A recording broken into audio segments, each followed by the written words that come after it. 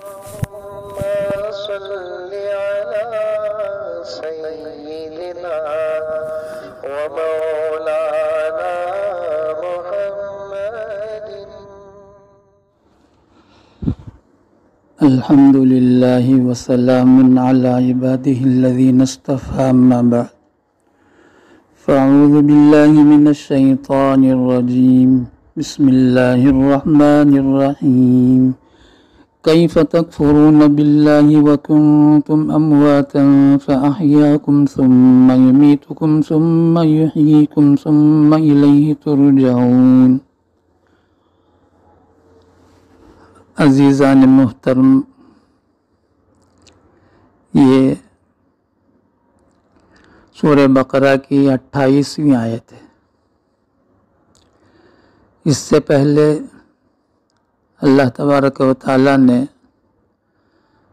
اپنا وجود، توحید، رسالت کے دلائل واضح طریقے سے اپنے بندوں کو سمجھایا، اور منکرین اور مخالفین کے جو خیالات تھے باطل، اللہ تبارک و تعالیٰ نے اسے بھی جواب دیا، رد کیا کہ تمہارے خیالات فاسدہ، بالکل غلط ہے. اب یہ آیت اور اس کے بعد ایک آیت آ رہی ہے، دونوں میں اللہ تبارک و تعالیٰ نے اپنے احسانات اور انعامات کا ذکر کر کے اس پر اظہار تعجب کیا ہے کہ اتنے احسانات کے ہوتے ہوئے کیسے یہ ظالم کفر اور انکار میں مبتلا ہے، جس میں اس بات پر تنبیہ ہے اگر دلائل میں غور کرنے کی زحمت گوارا نہیں کرتے تو کم از کم محسن کا احسان ماننا، اس کی تعظیم، اس کی اطاعت کرنا. اگر کسی انسان کے اندر شرافت ذرا برابر بھی ہے، طبیعی اور فطری تقاضا ہے کہ اطاعت کی جائے. اتنے بڑے احسانات اللہ تبارک و تعالیٰ کے ہر انسان پر ہے.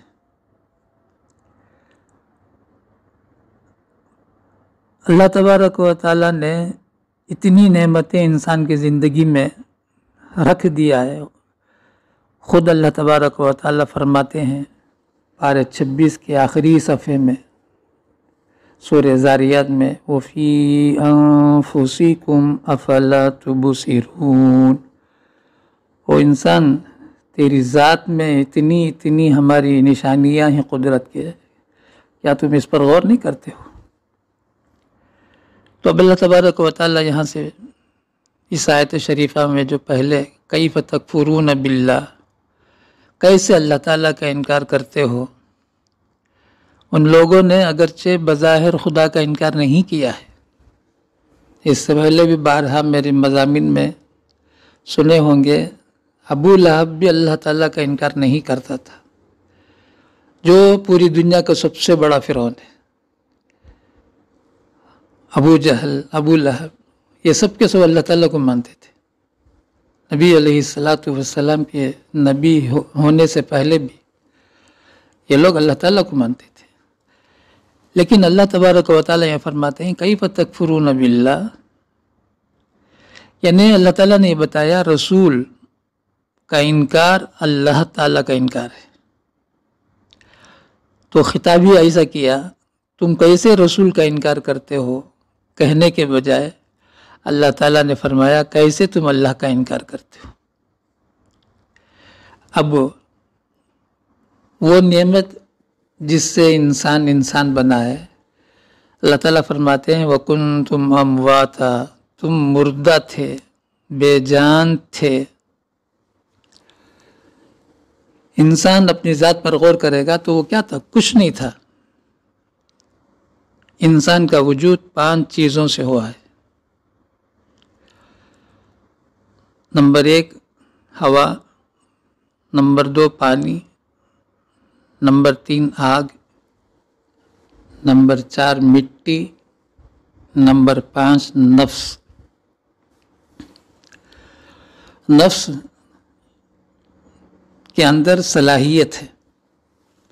یہ 5 چیزیں ہیں جس کے بغیر کوئی انسان دنیا میں وجود میں نہیں آیا ہے. انسان ماں کے پیٹ میں آنے سے پہلے وہ کہاں تھا؟ کچھ حصہ اس کا ہوا میں تھا، کچھ حصہ مٹی کے ذرات میں تھا، کچھ حصہ اس کے آگ میں تھا، کچھ حصہ اس کا پانی میں تھا.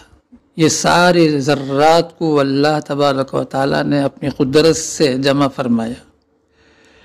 جمع فرما کر مرد کے اندر اسے وجود بخشا.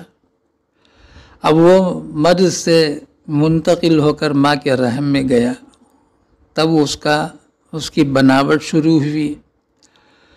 پہلے گندے پانی کے قطرے سے، جس کو اللہ تبارک و تعالیٰ نے پارے 20/9 میں 29ویں پارے میں سورہ دہر میں فرمایا، هل اتى على الانسان حين من الدهر لم يكن شيئا مذكورا. انسان کچھ نہیں تھا، قابل ذکر نہیں تھا. یعنی انسان کی پیدائش سب جانتے ہیں منی کے قطرے سے. کون بولتا ہے منی بولنے کو کون پسند کرتا ہے؟ انگریزی میں منی بولتے ہیں پیسے کو، لیکن اردو اور عربی میں جو منی ہے وہ کیا ہے؟ وہ کسے بولتے ہیں؟ گندے پانی کے قطرے کو.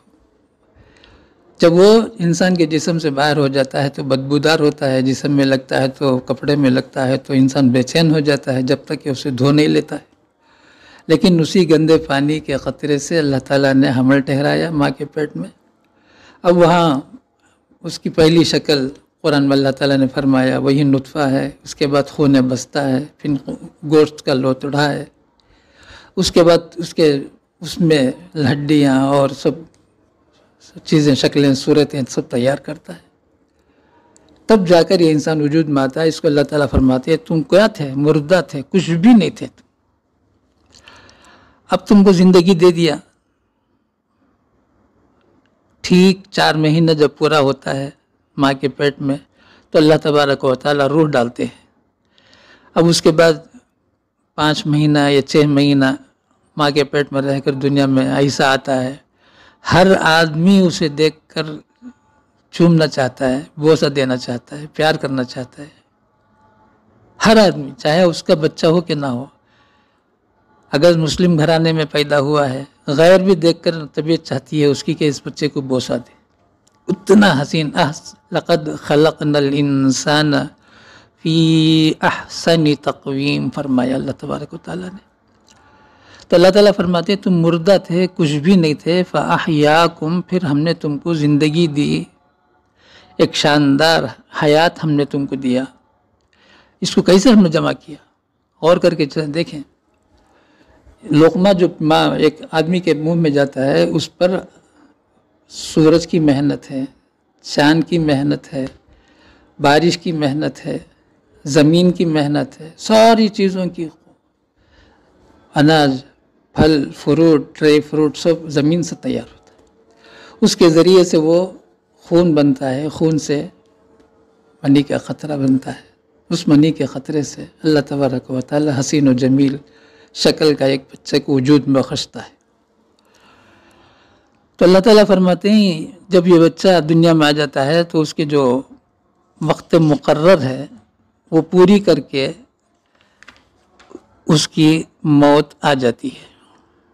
ثم یمیتکم، پیارے رسول صلی اللہ تعالیٰ علیہ وسلم نے فرمایا میری امت کی عمریں 60 اور 70 کے بیچ میں. ہمارے حضرت اقدس مفتی محمود حسن صاحب رحمۃ اللہ علیہ وہ فرماتے تھے جب حضرت سے کوئی عمر پوچھتا تو حضرت فرماتے بھی نفع میں جی رہا ہوں. یعنی جب کوئی پوچھتا حضرت کیا مطلب ہے تو حضرت فرماتی بھی دیکھو میرے حبیب نے فرمایا، نبی پاک صلی اللہ تعالیٰ علیہ وسلم نے میری امت کی عمریں 60 اور 70 کے بیچ میں ہے. 70 سے اوپر آ گیا ہوں تو گویا میرے حبیب نے جو فرمایا، نبی علیہ السلام نے جو فرمایا 70 سال، اس کے بعد میں جو جی رہا ہوں وہ نفع میں جی رہا ہوں. یہ حضرت فرماتے تھے. تو اب جب وقت آتا ہے تو اللہ تعالیٰ فرماتے ہیں ثم یمیتکم، اس کے بعد اللہ تعالیٰ فرماتے ہیں ثم یحییکم، اب پھر سے ایک زندگی دیتا ہے، ایک بڑی زندگی، یعنی قیامت کا میدان.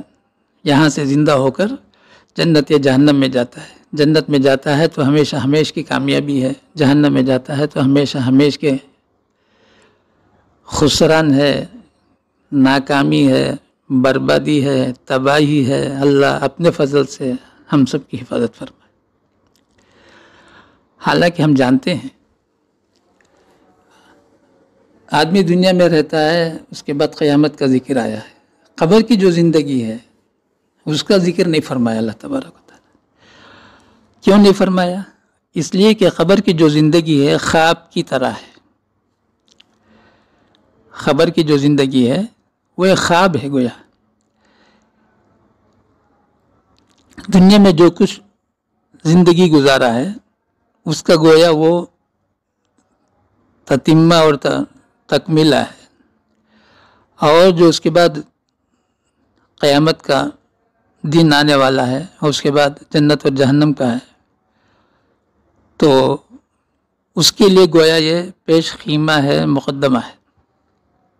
اس لیے اللہ تبارک و تعالیٰ نے اس کا ذکر ہی نہیں فرمایا.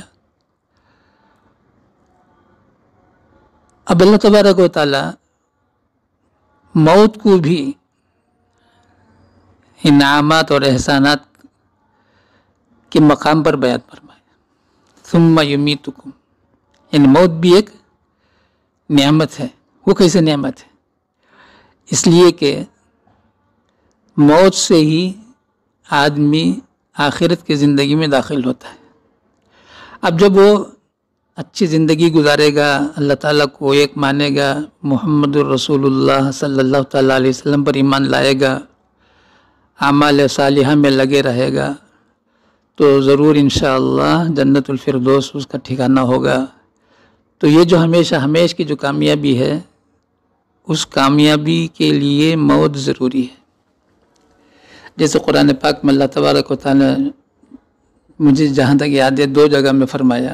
یہود جب کہا کرتے تھے نحن ابناء اللہ و احباء، ہم اللہ کے وی آئی پی ہیں، یعنی بڑے خاص افرادوں میں سے، ہم انبیاء کی اولاد ہیں. اس قسم سے فخر کرتے تھے. ہم اللہ کے بندے بھی ہیں، اللہ کے بیٹے بھی ہیں. نحن ابناء اللہ. تو اللہ تعالیٰ فرماتے ہیں تمہارا یہ دعویٰ اس وقت میں صحیح ہے جب کہ تم موت کی تمنا کرو. خود فوراً فرمایا وَلَن يَتَمَنَّوْهُ، ہرگز موت کی تمنا نہیں کریں گے. کیوں؟ اللہ کا محبوب ہونا یہ معلوم ہوگا آخرت میں، اور آخرت میں پہنچنے کے لیے موت پل ہے. پل کو جب نہیں تم اپناتے ہو، پل سے جب تم چاہت نہیں کرتے ہو، تو تمہیں اللہ تعالیٰ کی چاہت کیسے معلوم ہو گئی؟ اللہ کے تم پسندیدہ بندے ہو کیسے تمہیں پتہ چلا؟ تو اللہ تبارک و تعالیٰ نے اسی لیے مومن کے لیے موت تحفہ ہے.